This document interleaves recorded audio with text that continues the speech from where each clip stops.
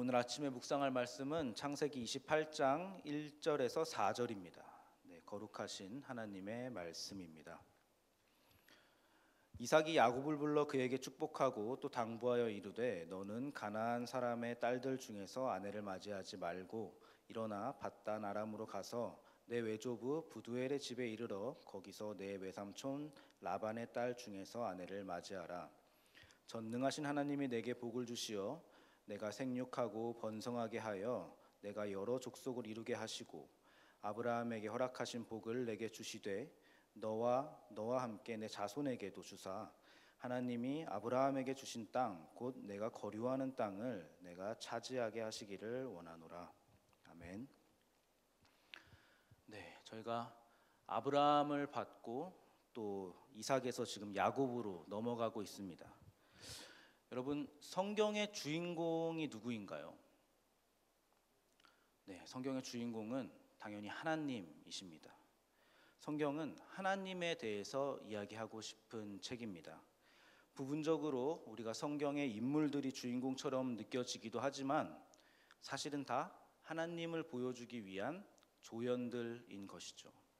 그래서 성경의 인물들을 통해서 교훈을 얻는 것도 우리가 좋지만 결국에는 인물들을 통해서 하나님이 어떠하심을 발견하는 것, 그 지점까지 가야 우리가 성경을 조금 더 그 성경의 의도에 맞게 더 볼 수 있는 것이 아닌가 하는 생각입니다.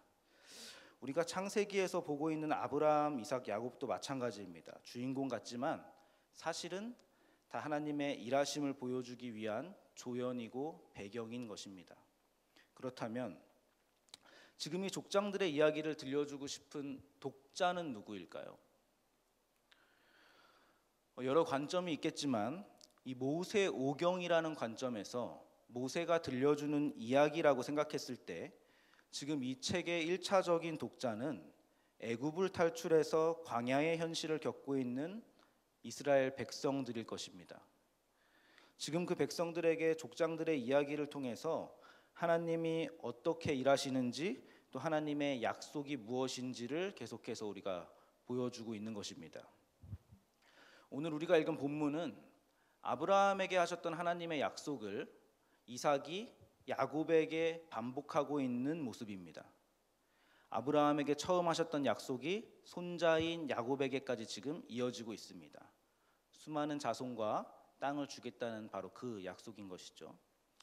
아브라함을 12장에서 처음 이제 가나안 땅으로 보내면서 하셨던 이 약속은 창세기 내내 등장하는 약속입니다. 제가 찾아봤는데 12장, 13장, 또 15장, 17장, 22장, 26장 그리고 오늘 28장까지 벌써 7번이나 이 약속이 반복해서 등장합니다.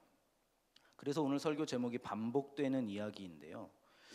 이것은 약속을 지금 새롭게 갱신하시는 것이 아니라 중요하니까 잊어먹지 말라고 처음 12장의 약속을 다시 상기시키는 것입니다. 예를 들면은 남자들 10중에 한 서너 명은 살면서 삼국지에 한 번씩 빠져본 적이 있기 마련입니다.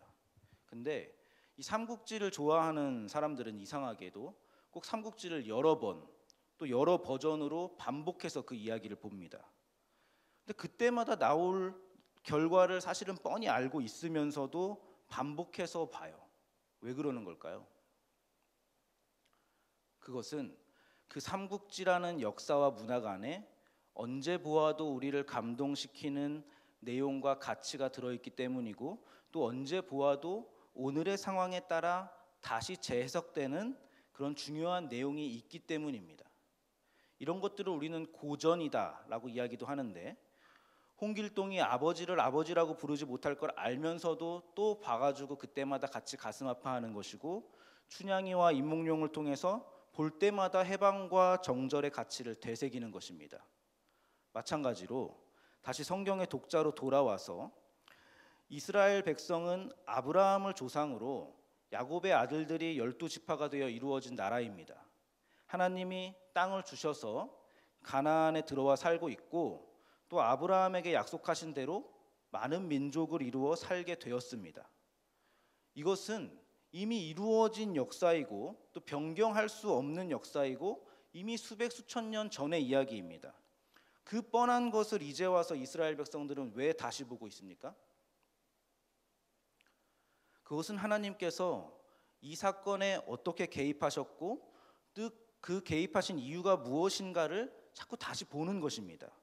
하나님께서 아브라함에게 하신 약속을 계속 반복하시고 상기시키면서 보아라, 내가 이렇게 성실하게 약속을 이루어내고 있다라는 것을 확인하는 것입니다. 그래서 성경이 자꾸 이 이야기를 자꾸 합니다. 아브라함에게 약속하셨던 하나님이 이삭에게도 동일한 하나님이고 야곱에게도 동일한 하나님이고 지금 이 이야기를 듣고 있는 출애굽은 이 광야라는 현실 속에서 어찌할 바를 모르고 있는 이스라엘 백성에게도 마찬가지로 동일한 하나님이고 동일하게 복 주시기 위해서 지금 일하고 계시고 광야에서 너희를 이끌고 계시는 하나님이라는 것을 주장하기 위해서 지금 반복되는 복 이야기를 계속하고 있는 것입니다. 그리고 그 메시지는 오늘날 우리의 현실이라는 이 광야의 삶에도 동일하게 하나님이 반복해서 이야기하고 설득하고 계시는 것입니다. 뭐라고 설득하는 것입니까? 하나님은 약속을 잊지 않고 계시다. 성실하게 이루어가고 계신다. 하나님을 믿는 자, 하나님의 약속을 입은 자들에게는 실패가 없고 비극이 없다는 이야기를 거듭 반복해서 지금 설득하고 있는 것입니다. 그리고 그 이야기가 연결되어서 결국 그 하나님의 약속이 우리를 위해 그 아들 예수 그리스도를 주시는 이야기까지 쭉 연결이 되는 것입니다. 우리가 그 약속 위에 있다는 것을 좀 알아야 될 것 같습니다. 우리는 이 하나님의 성실하심을 근거로 하나님께 우리의 모든 인생과 운명을 맡길 수 있고 또 믿을 수 있다고 성경이 선언하고 있습니다. 성경을 반복해서 볼 때마다 우리는 그토록 신실하신 하나님을 다시 확인하고 또다시 설득당합니다. 그래서 말씀을 주야로 반복해서 묵상하는 것이 복이라고 하는 것입니다. 그 복 안에 있기에 우리는 이해할 수 없는 이 답답한 현재에서 이미 아브라함 때부터 약속된 결과들을 다시 확인하면서 그래서 더 이상 놀라거나 혹은 실망하거나 조급해하지 않고 하나님의 약속을 바라볼 수 있게 하는 것입니다. 반복되는 하나님의 약속을 반복해서 읽으며 약속하신 복을 성실하게 친히 준비하시는 하나님께서 족장들에게 하신 그 동일한 일을 오늘날 나에게 행하시고 또 동일한 결과와 동일한 항복을 우리에게 받아내실 것을 아는 그 믿음으로 우리는 오늘을 살고 또 내일을 살고 영원을 사는 것입니다.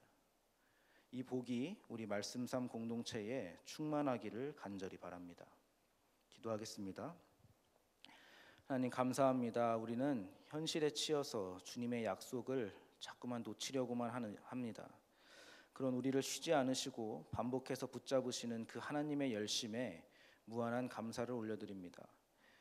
우리의 모자람에도 불구하고 하나님의 약속을 말씀을 통해 붙잡습니다. 하나님이 선한 것으로 결과를 내실 줄로 믿고 주어진 삶을 약속 입은 자로서 책임 있게 살아내겠습니다. 예수님의 이름으로 기도합니다. 아멘. 네, 이 시간 다음과 같은 기도 제목으로 우리 함께 기도하시겠습니다. 지금 들은 말씀이 내 삶으로 이어지게 하옵소서. 동네 세매줄 성경 말씀 묵상 소그룹을 통해 서로 하나 되는 기쁨과 은혜를 누리는 공동체가 되게 하옵소서. 이번 주일에 있는 CBS 찾아가는 올포원에 성도님들이 많이 참석하게 하시고 큰 은혜가 있게 하옵소서. 동소운 동지쿤을 통해 우리 교회를 이끌어갈 말씀 묵상 리더들이 세워지게 하옵소서. 우리 교회의 다음 세대들을 축복하시고 다음 세대 위원회를 통해 교회를 세우고 다음 세대를 세우는 일이 잘 진행되게 하옵소서. 육체의 질병과 마음의 질병으로 고통받는 환우들을 회복하게 하시며 강건하게 하옵소서. 개인의 기도 제목과 공동의 기도 제목으로 다 같이 기도하시면서 삶의 자리로 나아가겠습니다. 하나님 감사합니다. 하나님 저희를 자녀 삼으시고 우리를 찾아와 주셔서 하나님 창세기 12장에서 아브라함에게 처음 하셨던 그 복 하나님께서 강권적으로 주권적으로 우리를 이끌어 오시고 오늘날까지 그 약속을